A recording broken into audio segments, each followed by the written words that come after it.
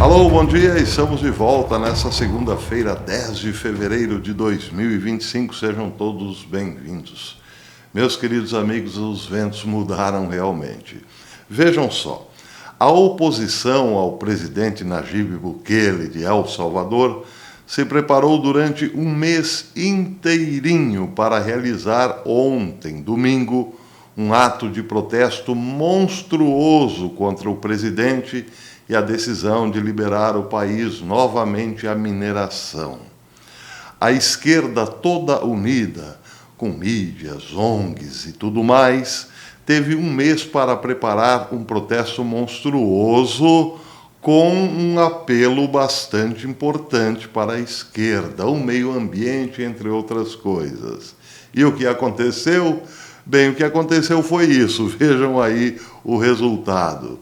E peço aos amigos especialistas em manifestações que digam quantos estão aí nesta manifestação monstruosa da esquerda. 100 pessoas, 200 pessoas, 300? Se tanto, não é mesmo? Pois é. O que aconteceu? Por que a manifestação monstruosa flopou? Bem, segundo Bukele, flopou porque o dinheiro da USAID, a agência que financia a esquerda no mundo todo, a agência americana, o dinheiro não veio dessa vez. E aí não teve povo. Prestem atenção ao que diz aqui a matéria publicada hoje no RT News. Em uma publicação no X, o presidente de El Salvador, Nayib Bukele, explicou que a oposição do país convocou uma manifestação massiva contra a mineração ontem, domingo. Ele disse: todos os partidos políticos aderiram ao apelo, juntamente com 90% das ONGs, universidades, igrejas e grupos ativistas, disse ele.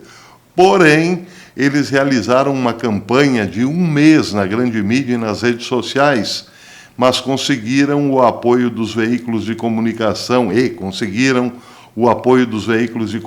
mais poderosos do país. Escolheram um feriado, ontem era domingo, feriado, para que ninguém tivesse que trabalhar e estivesse pronto para as manifestações. Organizaram eventos preparatórios e muito mais. E a coisa deu para trás. Claro, ele disse: os Estados Unidos, a Agência dos Estados Unidos para o Desenvolvimento Internacional, a USAID, usados para financiar diferentes organizações em vários países do mundo, deixou de mandar dinheiro para essas organizações. E, portanto, disse ele, as pessoas não responderam aos apelos da oposição em seu país. Isso é muito simbólico, diz muito. Primeiro, diz que a esquerda tinha muito, mas muito dinheiro vindo do contribuinte norte-americano para organizações de protestos. Nós aqui temos uma certa noção de atividades nesse sentido, regadas, por exemplo, a muita mortadela. Porém, claro, tudo isso custa muito, e a esquerda não tinha nenhum problema em relação a esses financiamentos. Só que, como dizem muitos, a teta secou. Mas lá nos Estados Unidos as coisas estão complicadas em relação ao FBI. O governo de Donald Trump percebeu que há uma forte resistência de agentes do FBI que foram colocados por Obama. E esses estão, prestem atenção, dando informações privilegiadas a grupos violentos como, por exemplo, Trem de Aragua. Mas não sou eu a dizer. Quem está falando isso? Quem está falando isso é a belíssima secretária de Segurança Interna, Kristi Noem. Ela denunciou que o FBI está vazando informações sobre ataques, alertando criminosos como o Trem de Aragua. A secretária fez um link para um artigo do Los Angeles Times que confessava que tinha recebido documentos vazados do FBI. Eles relataram, segundo ela, o Los Angeles Times relatou, segundo ela, sem nenhuma consideração pela segurança dos agentes, que recebia informações privilegiadas do FBI para, claro, uma vez divulgadas, alertar os grupos que são contrários à América, que estão lá infiltrados para criar o pânico, o terror, o caos. Ela disse que o Los Angeles Times informou em 7 de fevereiro que o próprio Los Angeles Times informou que havia vazado um documento detalhando o plano para ataques em Los Angeles antes do final do mês.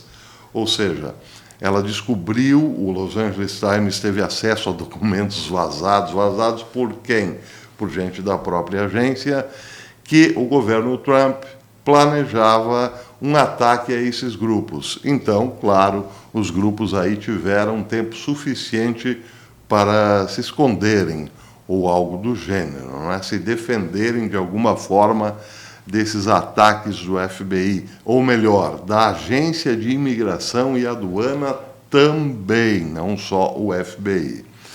Bem, qual é o problema? O problema é discutido aqui pelo Independent Sentinel, que diz o seguinte: Obama nomeou por 8 anos a fio diretores de esquerda radical que incorporaram, por sua vez, outros funcionários radicais de esquerda no FBI. Em seu primeiro mandato, Donald Trump não percebeu o quão terrível ele estava herdando, o quão terrível era a herança de Obama no FBI e o quão terrível era o diretor Christopher Wray. É difícil, diz a matéria, pensar em alguém pior do que Christopher Wray dentro do FBI. Wray continuou a corrupção e depois também, diz aqui a matéria, tivemos 4 anos de um fantoche na presidência, Biden. Então, claro, nada melhorou, antes pelo contrário, tudo ficou ainda pior do que era na era Obama, nos 8 anos de Obama.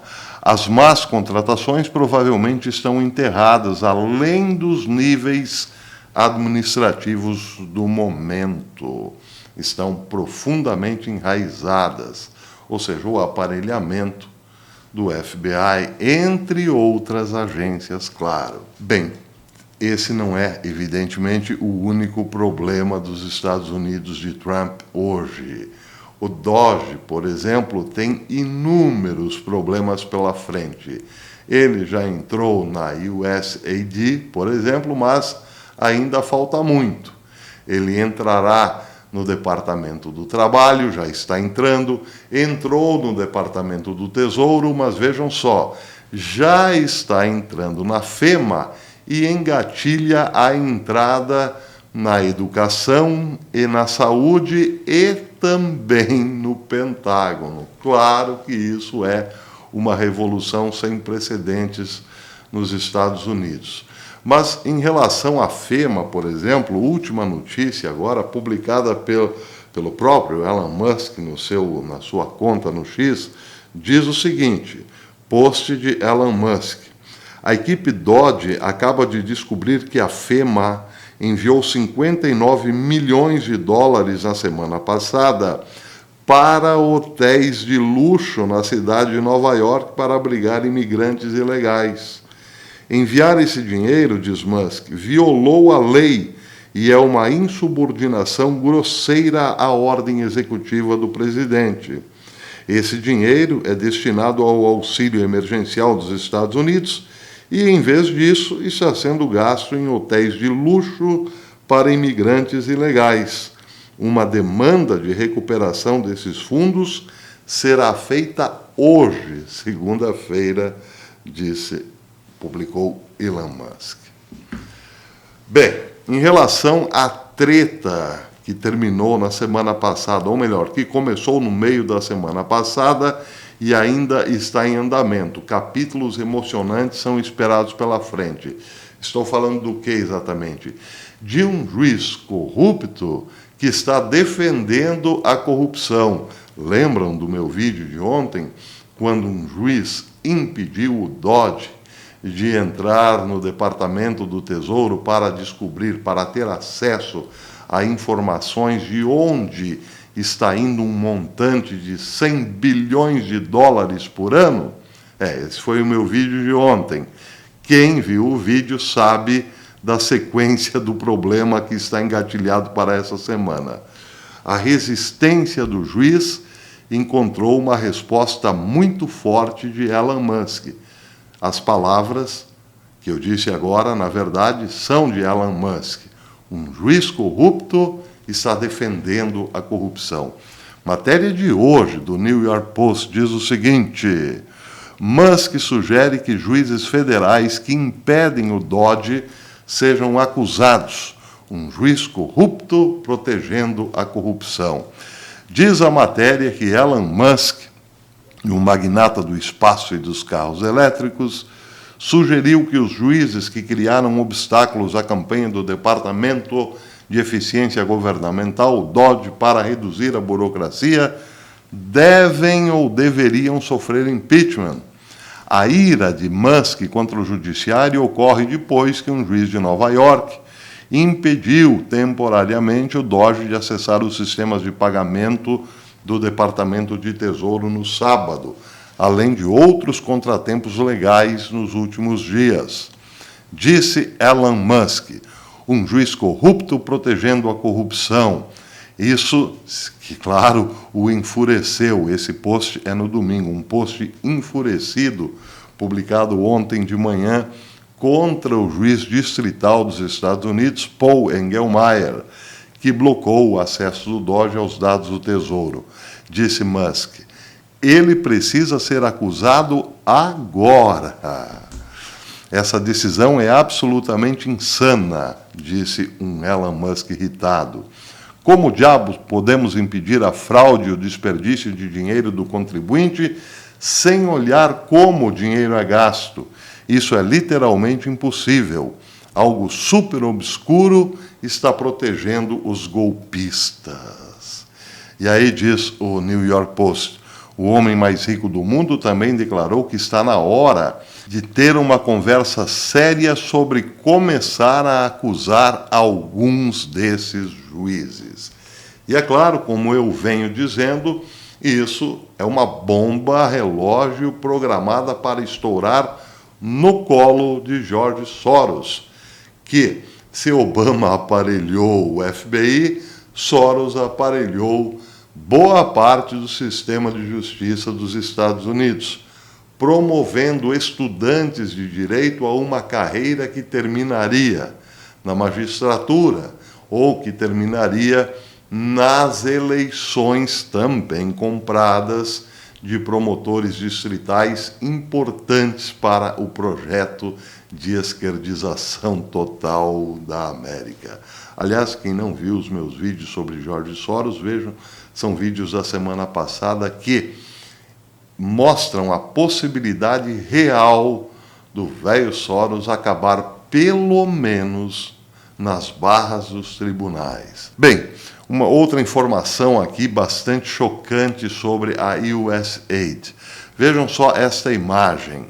Este senhor que aparece na imagem foi financiado, teve a educação financiada pela agência norte-americana, com ligações a vários ataques terroristas ao redor do mundo, incluindo os devastadores ataques de 11 de setembro de 2001. Anwar al-Awlaki, apesar de ter nascido nos Estados Unidos, falsificou o seu local de nascimento para obter benefícios financeiros para estudantes estrangeiros. E adivinhem quem deu o financiamento.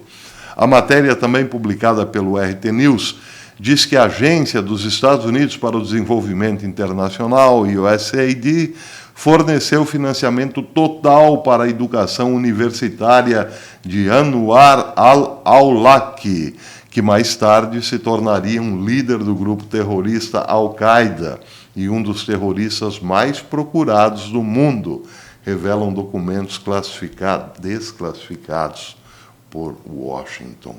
As informações desclassificadas indicam que Al-Awlaki, que nasceu em Las Cruces, Novo México, alegou falsamente ter nascido no Iêmen para se qualificar para auxílio financeiro da USAID para estudantes estrangeiros.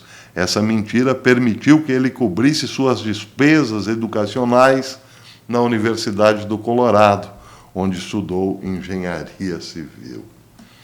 E aí você pergunta, mas será que a USAID não sabia que ele não era iemenita, que ele era americano? Será que ela não sabia que ele tinha ligações profundas com a Al-Qaeda? Bem, seria, claro, uma pergunta retórica. Outra notícia aqui em relação à tentativa do DOGE agora de entrar no Departamento do Trabalho, que será outra grande devassa nos Estados Unidos. Essa matéria foi publicada pelo Epoch Times. Diz que um juiz federal negou moção para bloquear acesso do DOGE aos sistemas do Departamento de Trabalho.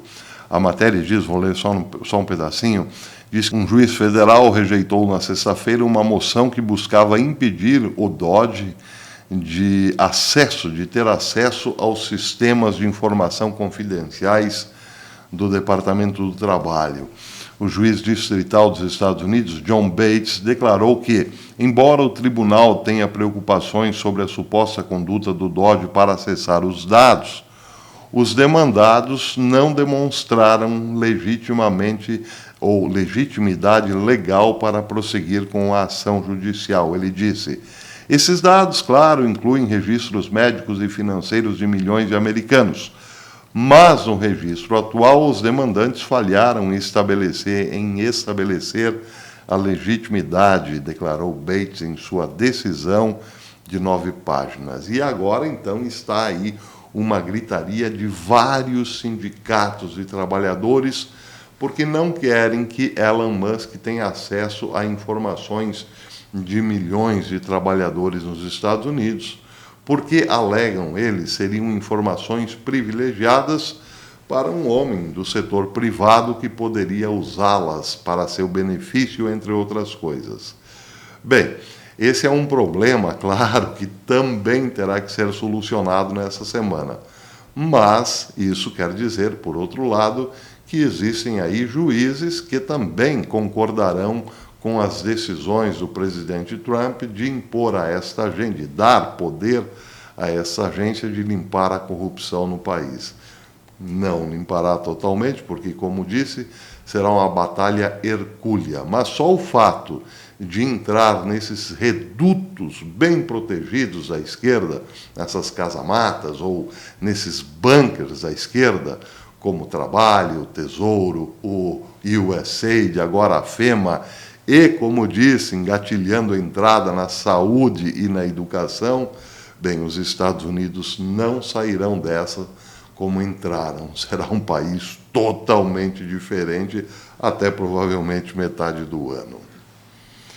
Bem, para terminar aqui, uma nota muito engraçada. Ontem, então, teve o Super Bowl e Donald Trump estava no estádio. E lá também estava Taylor Swift, a cantora esquerdista, como de resto, quase todos os artistas norte-americanos. E detalhe, Donald Trump apareceu no telão e foi aplaudido em pé por muito tempo. E Taylor Swift também apareceu no telão, até porque ela é namorada de um dos jogadores do Kansas City Chiefs, foi vaiada. E é claro que tem muita gente dizendo o seguinte: só esse fato já mostra que a América está sendo curada. Nas redes sociais, Donald Trump foi bastante irônico. No Truth Social ele comentou o seguinte: Taylor Swift teve uma tarde tão ruim, ou pior, melhor dizendo, ele disse, Taylor Swift teve uma tarde pior do que a do Kansas City Chiefs, que perdeu o jogo. Engraçadinho. Ele disse também que, em relação às vaias que a cantora recebeu, ele disse: MAGA é muito implacável. Bem, esse é só o comecinho da semana, é só a pontinha do iceberg. À noite, à noitinha, eu volto com informações eletrizantes que eu tenho certeza acontecerão hoje, no decorrer do período. Espero vocês, hein? À noitinha para a curtinha do professor. Até depois, se Deus quiser.